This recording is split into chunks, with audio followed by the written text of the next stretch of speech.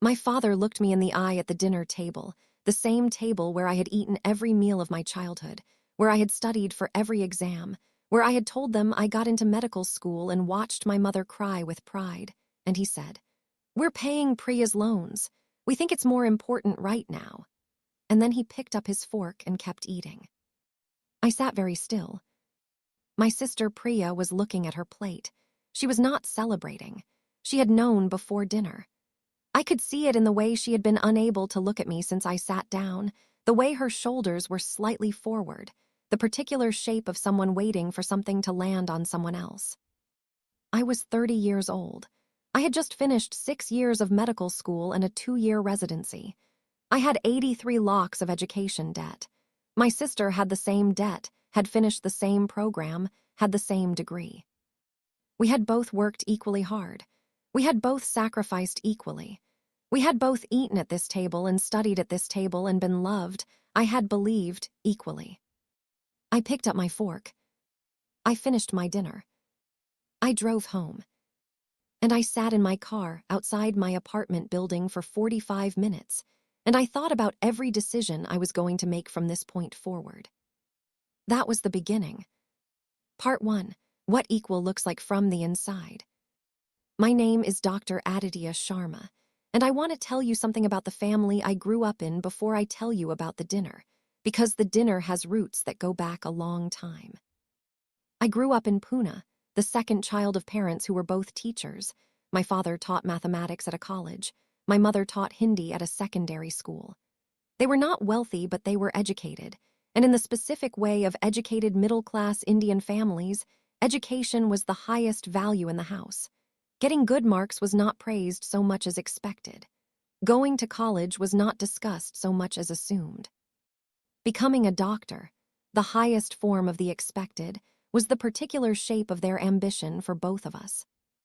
My sister Priya was 3 years older. She was my parents' first proof that their system worked, brilliant, focused, everything her mark said she was.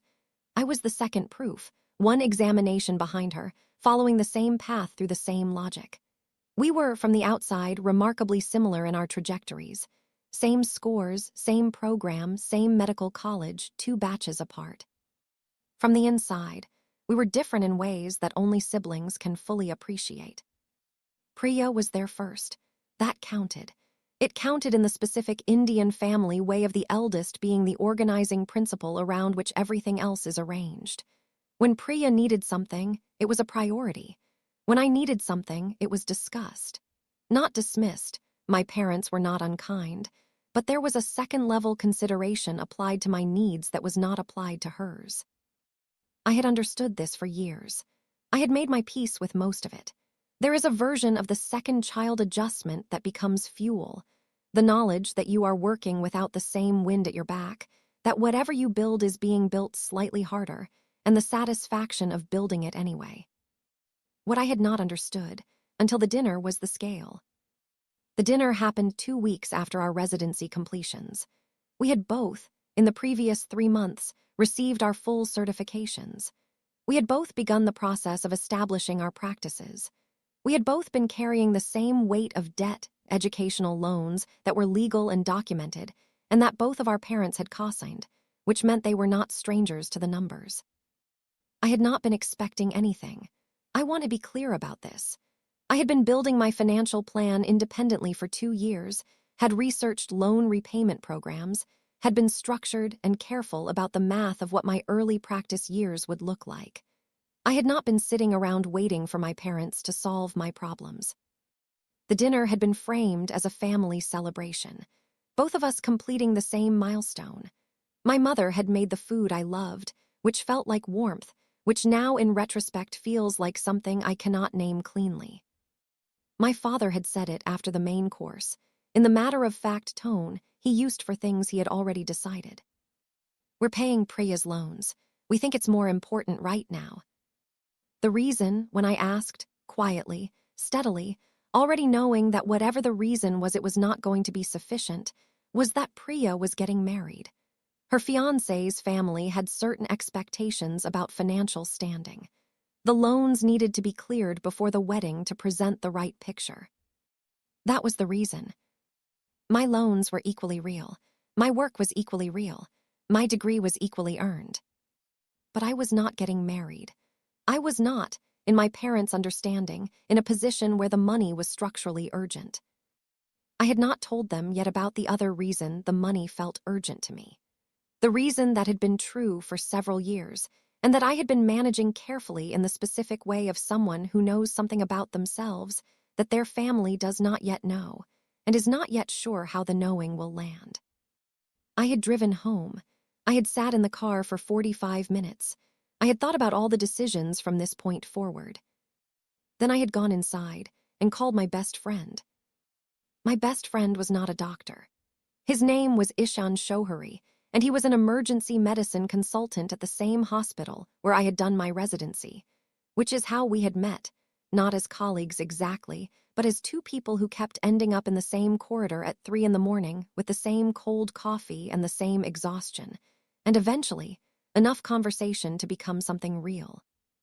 Ishan was 32, 2 years older than me. He was from Delhi, had come to Pune for his specialty training, and had not gone back, which he described as the city's fault for being more livable. He was the kind of person who made difficult things lighter not by minimizing them, but by being so fully present with them that you felt less alone inside them. He had picked up on the second ring. "Tell me," he had said, which was how he answered when he heard something in my voice. I told him. He had listened, completely, and then he had said, "Come over, I have leftover dal and strong opinions about this situation." I had gone over. I had eaten the dal. We had talked until 2 a.m, which was normal for us, the particular easy depth of a friendship that had been built in hospital corridors at 3 a.m. and had never learned to be shallow. And somewhere in those hours, between the dal and the opinions and the specific honesty that Ishan had always invited from me, I had said the thing I had not said to anyone else. I had told him about the other reason, the real one, the one that had been true for several years and that I had been carrying carefully. He had listened to that too, with the same fullness. And then he had said, "I know." I had looked at him. "I've known for a while," he said. "I was waiting for you to be ready." "How long?" I said. "About a year," he said, "give or take." I had looked at my hands. "Was I obvious?" I said. "Not to most people," he said, "but I pay attention to you specifically." I had sat with that for a moment. "I'm not ready to do anything about the family part yet," I said. "The dinner was enough for 1 week." "I know," he said. "There's no rush." We had sat in his apartment with the lights low and the city outside doing its night things, and I had felt, for the first time in a while, like I was exactly where I was supposed to be.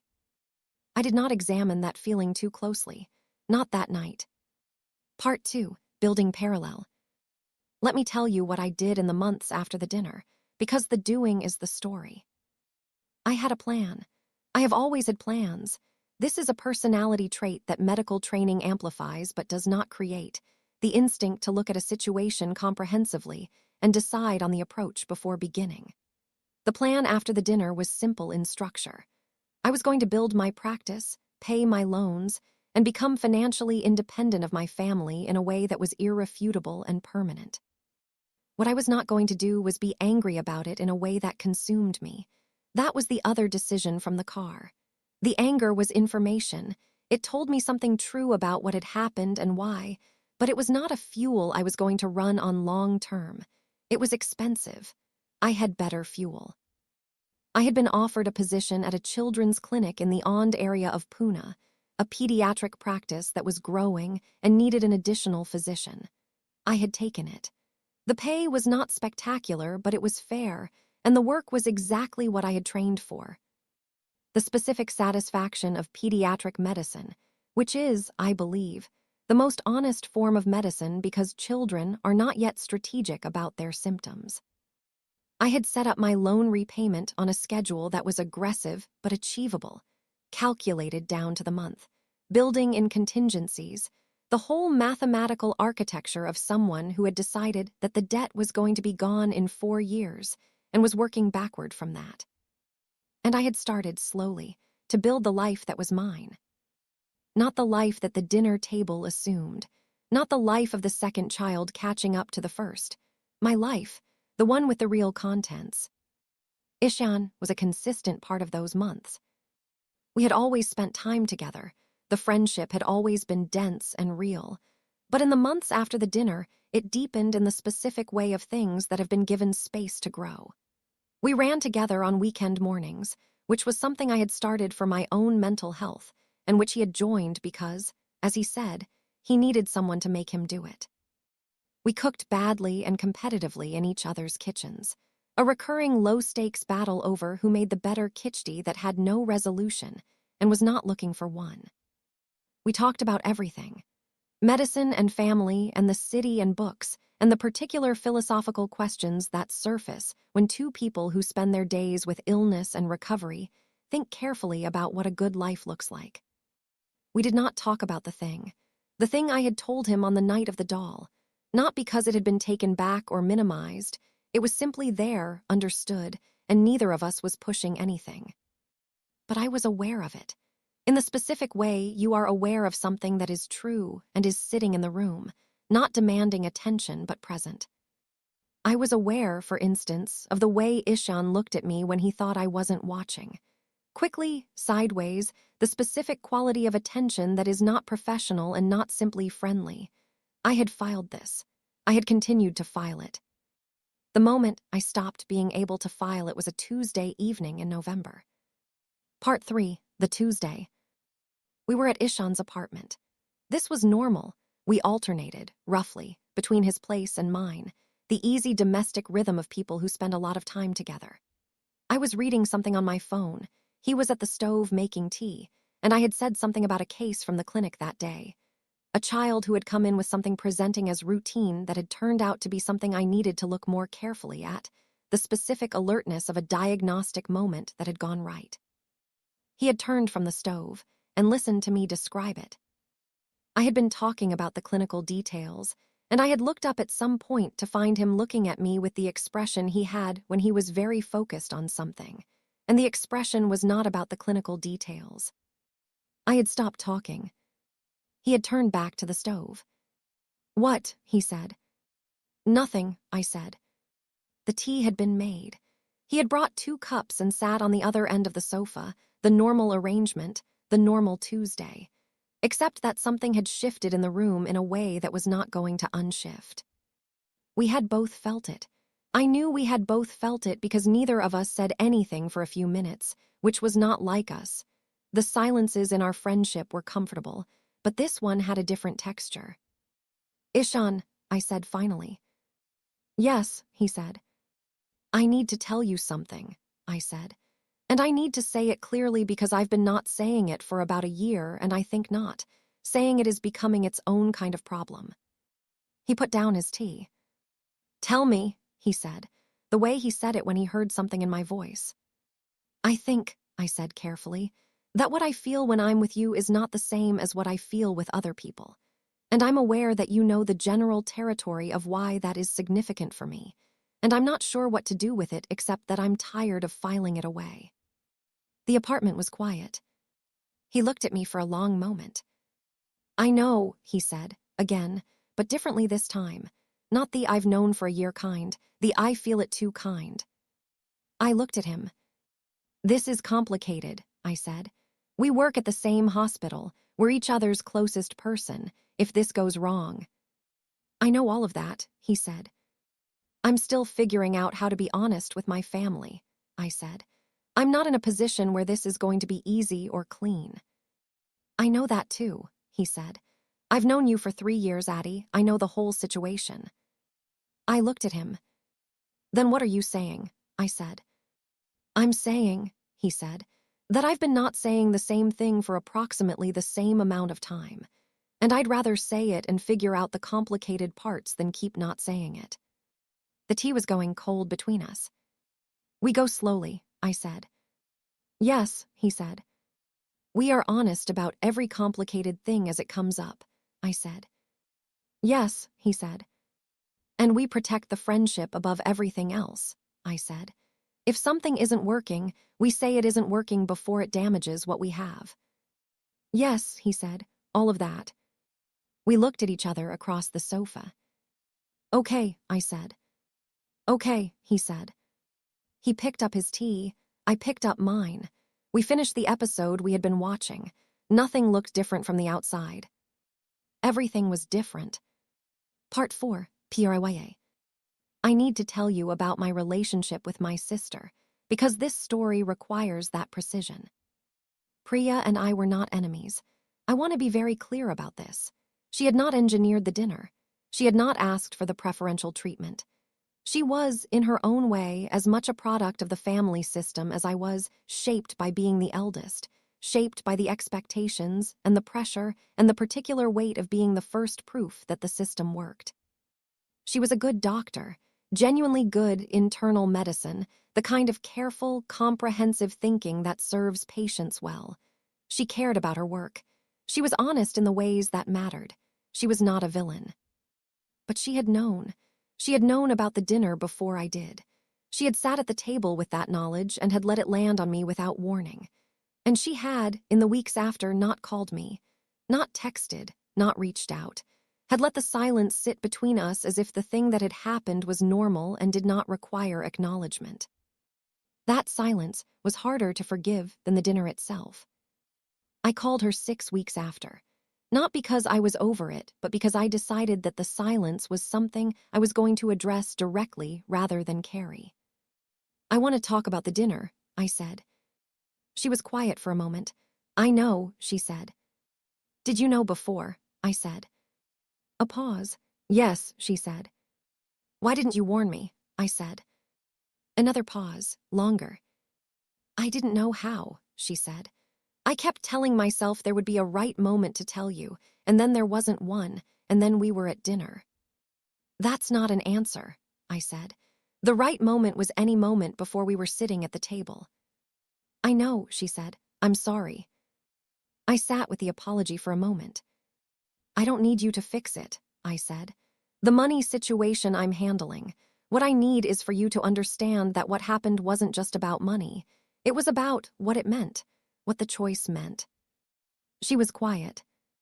I know what it meant, she said finally, and her voice was different, smaller.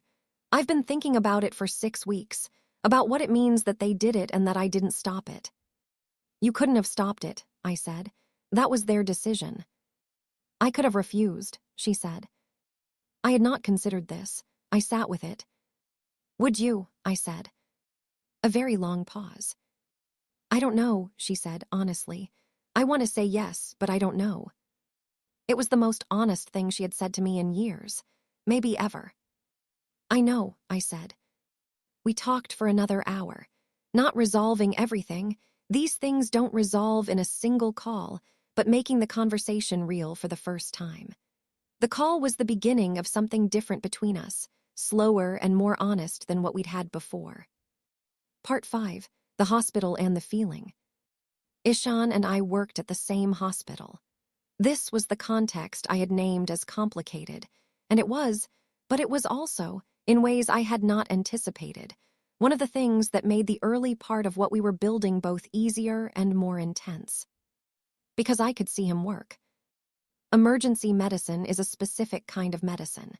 It requires a particular combination of fast thinking, physical presence, and the ability to hold multiple urgent situations simultaneously without losing precision in any of them. Ishan was extraordinarily good at it.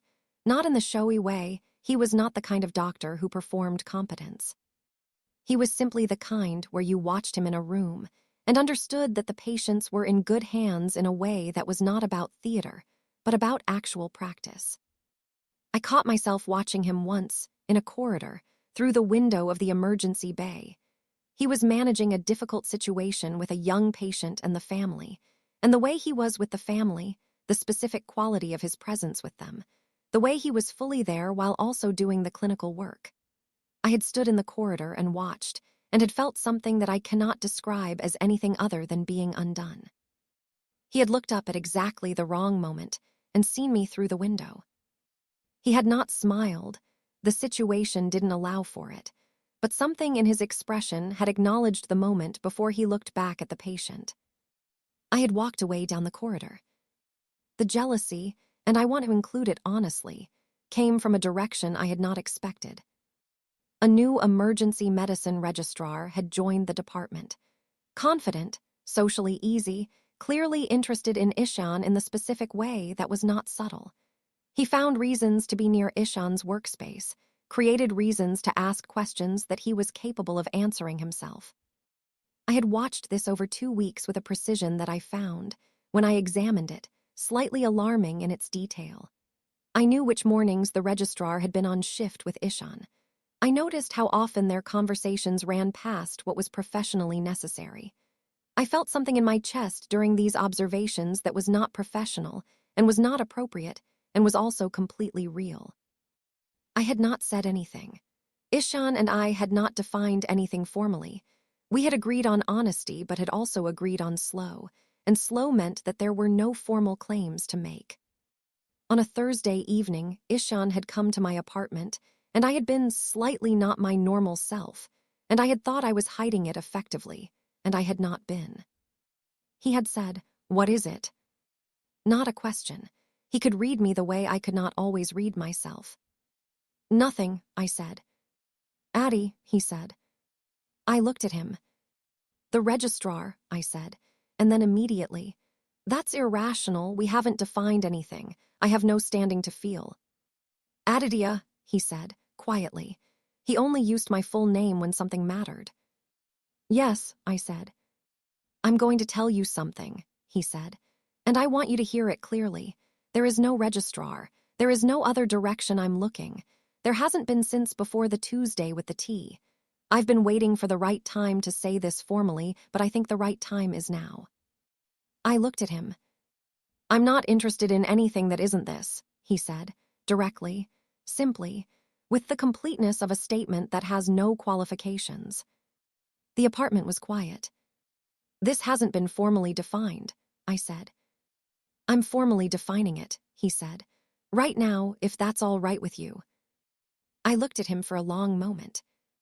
"It's all right with me," I said. Part 6, the loan. 14 months after the dinner. The loan repayment was ahead of schedule. Not dramatically, I had not invented a miracle, but consistently, month by month, the number had been going down in the way that numbers go down when you are precise and disciplined and do not look away from the spreadsheet. The pediatric practice had given me a small additional role as a consultant to a school health program, which had added income that went directly to the loan. I had been tracking a specific number, the point at which my remaining loan balance would be less than what my parents had paid of Priya's. I had reached that number in month 14. I had not celebrated. I had simply noted it in my spreadsheet and moved the marker forward. What I had also been tracking in parallel was the family situation. My parents had been operating, since the dinner, in the mode of people who have done something that they know was not entirely right and have decided that the best response is to not acknowledge it. Warm as always, interested in my practice, asking about my health, filling the calls with normal family material. I had been warm in return. Not cold, not managed, genuinely warm, because I loved them in the complicated way you love people who have been imperfect to you. But I had been building something on my own side of the equation that they were not yet aware of. My father called on a Sunday, in month 15. He wanted to know how the practice was going. He asked about the loan repayment in the careful way of someone who is aware it is a sensitive topic. He said, in the gentle tone, "You know, we were thinking, perhaps next year we can help with something. A contribution to the remaining balance." I had been expecting something in this direction. I had thought about how to respond for a long time. "I appreciate that," I said, "but I want to tell you something first." He had been quiet, hearing the tone. "I've paid off 51 locks in 14 months, I said. "I have 32 locks remaining. By my current schedule, I'll finish in 2 years. I'm on track." A pause. "That's Addie, that's remarkable," he said. "That's very fast." "Yes," I said. Another pause. He was a mathematician. He was doing the math. "How did you?" he started. "By deciding," I said simply. "By looking at the number and deciding it was going to be gone."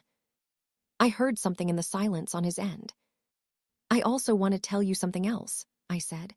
Something I've been not saying for a while. Okay, he said carefully.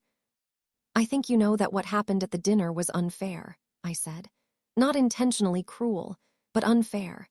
And I think you know the reason it happened is not just about the wedding. I think it's about who I am and how you understand the shape of my future. I want to tell you that you don't fully understand the shape of my future yet, and I'd like you to. A very long pause. Aditya, he said. I'm not asking for anything right now, I said. I'm not asking you to do anything today. I'm just telling you that there is a conversation we need to have when you're ready.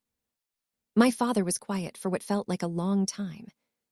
When you come home next time, he said finally, we'll talk. Yes, I said. The loans, he said. I'm sorry, Addie, for the dinner. I had not been expecting that. Thank you, I said, and I meant it. Part 7, Prya's wedding. The wedding was in February. I went. Of course I went. She was my sister, and she was getting married, and whatever the dinner had meant, this was still her day, still a moment that mattered in the way that milestones matter.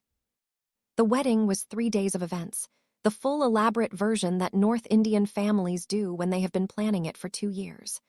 Priya was beautiful in the specific way of someone who is happy and letting it show. Her new husband, Rahul, a software engineer from Bangalore, a genuinely decent person who looked at my sister like she was the clearest thing he had ever seen, was exactly what she deserved. I was the younger sibling doing his role, which I did well. I was present, warm, appropriate to the occasion. I danced at the Sangeet with a vigor that made my aunts happy and cost me nothing. I gave a speech that was honest and funny and made my sister cry in the right way. Ishan had not come. We had talked about it. He had offered, I had said not yet, that the family introduction needed its own conversation, and its own timing, and a wedding was not the right context for something that required real space. He had understood.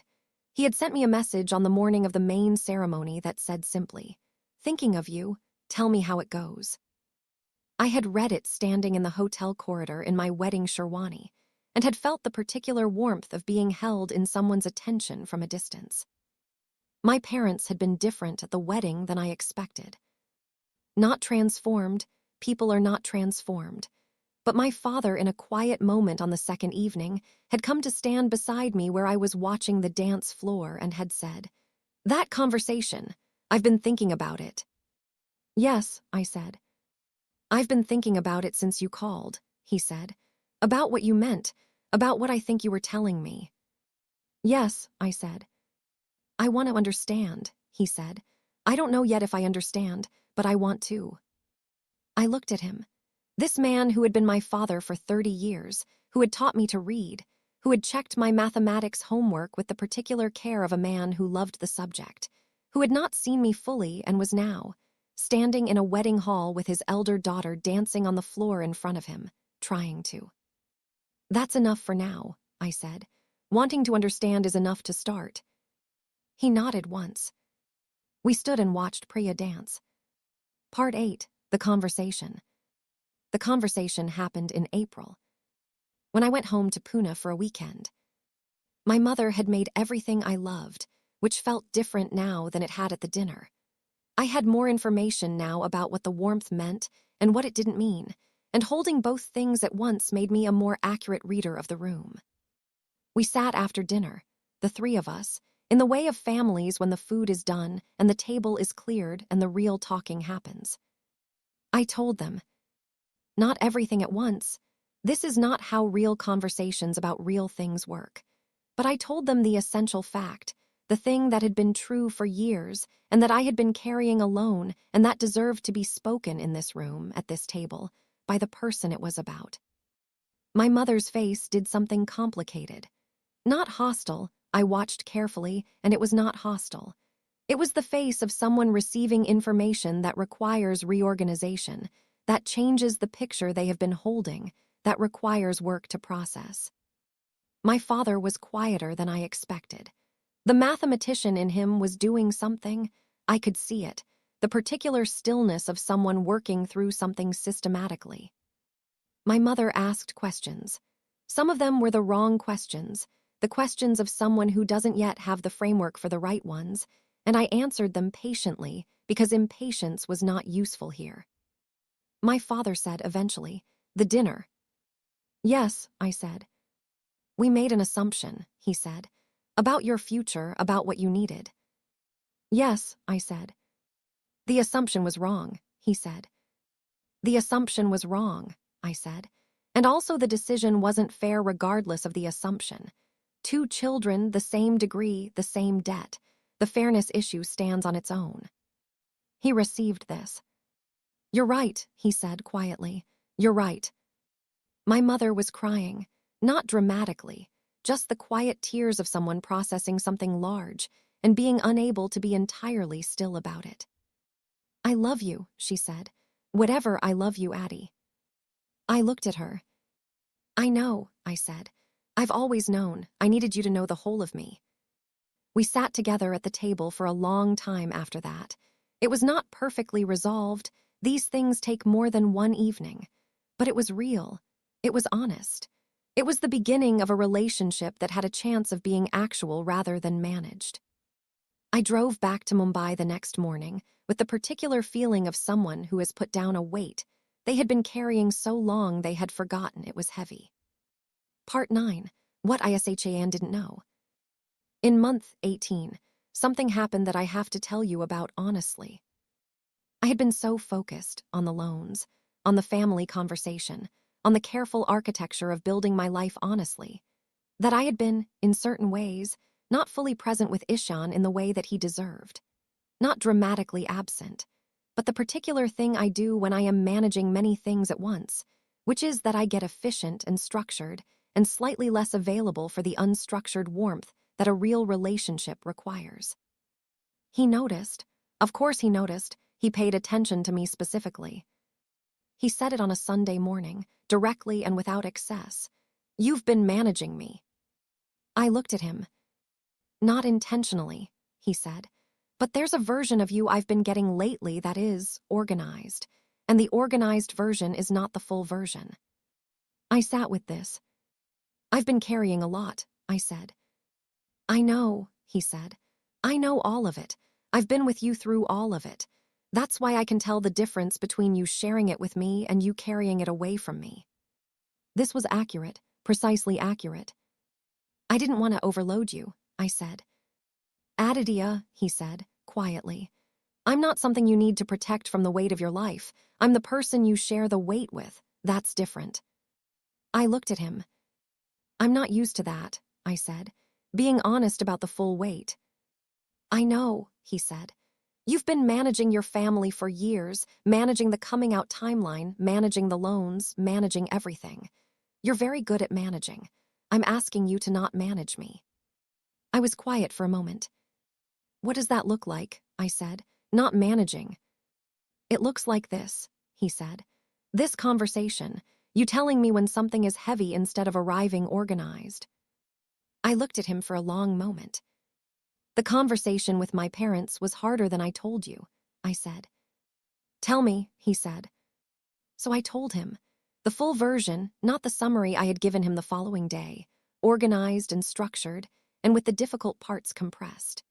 The real version, the one that included the specific moment when my mother cried and I had not known what to do with my hands, and my father had been so quiet I couldn't read him, and I had sat at that table feeling more exposed than I had felt in years.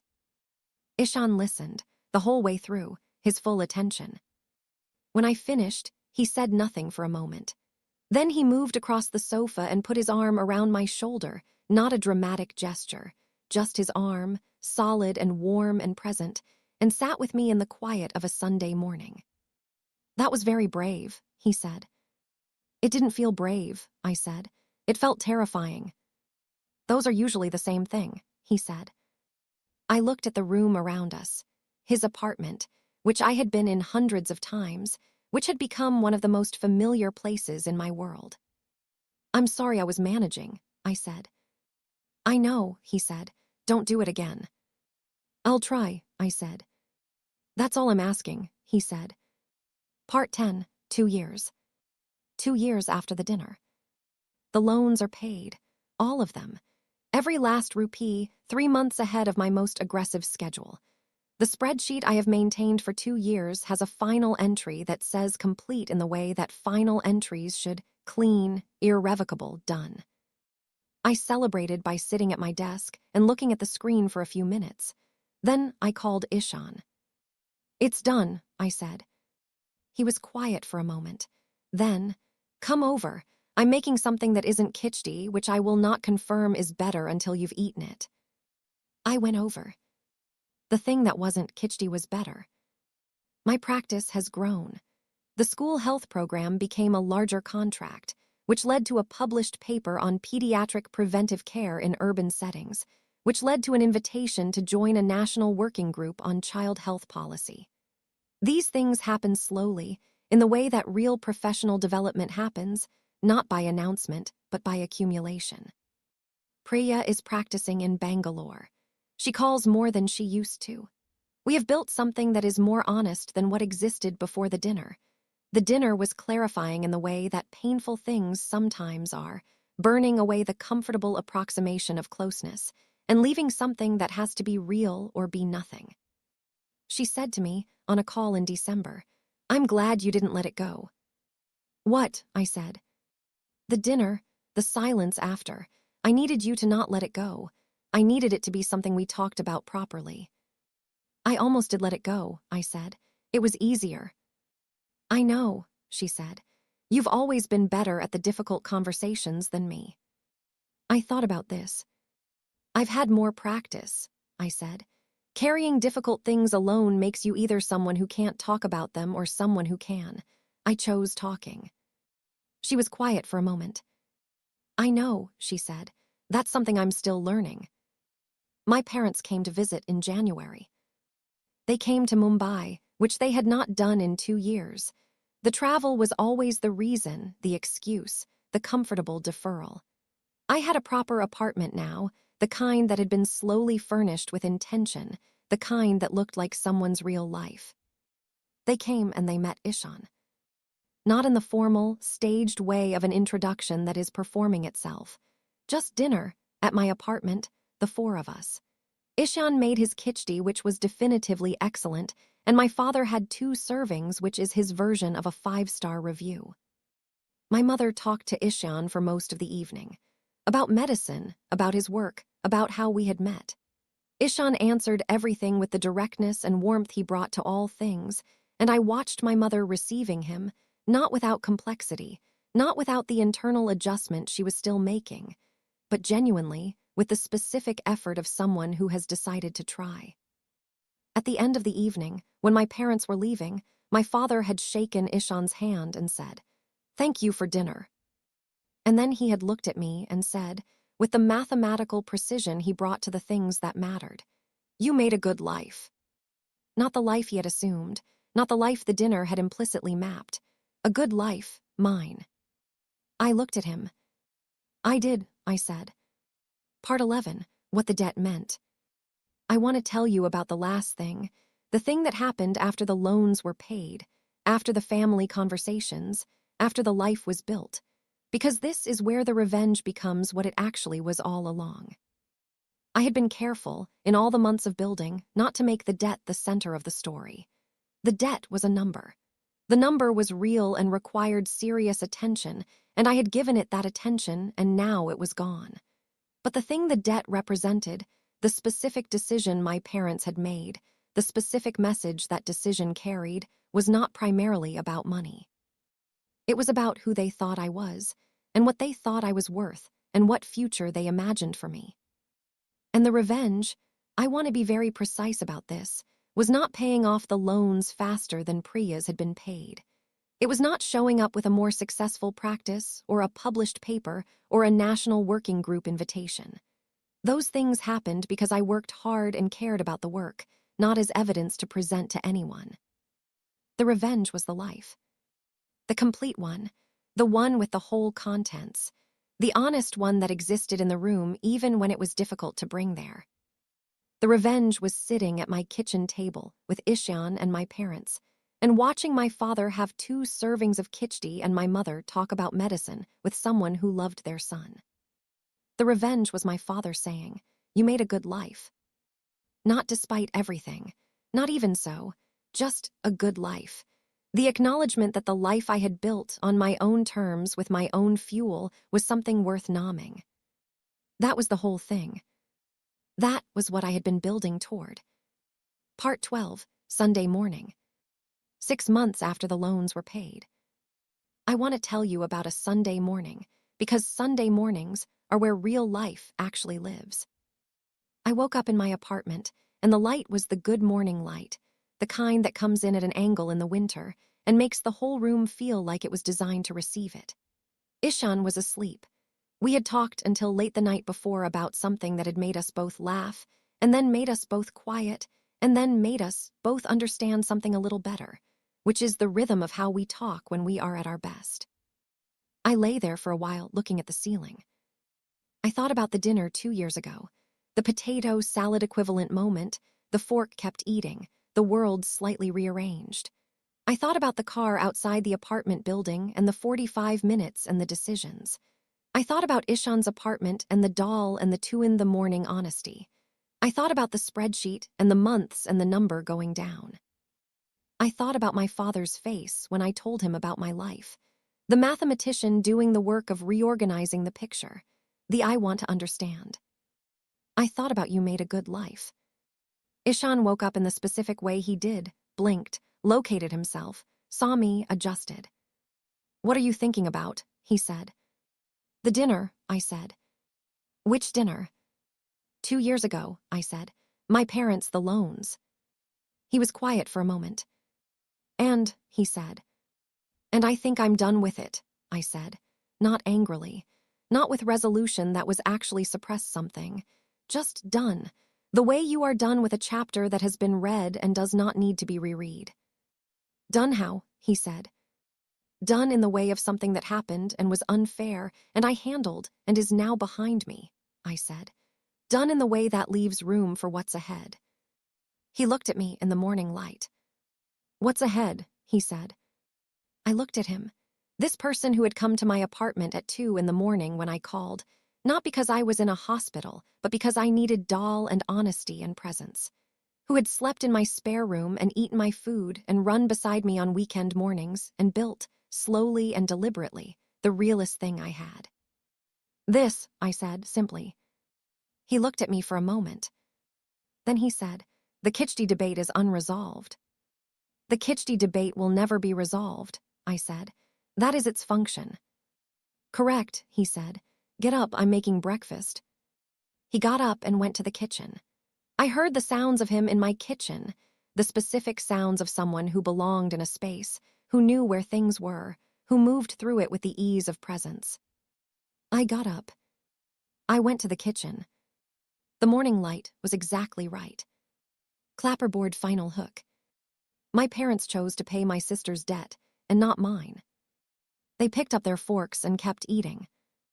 And I sat in my car for 45 minutes and made every decision that followed from that moment. I paid 83 lakhs of debt in 21 months.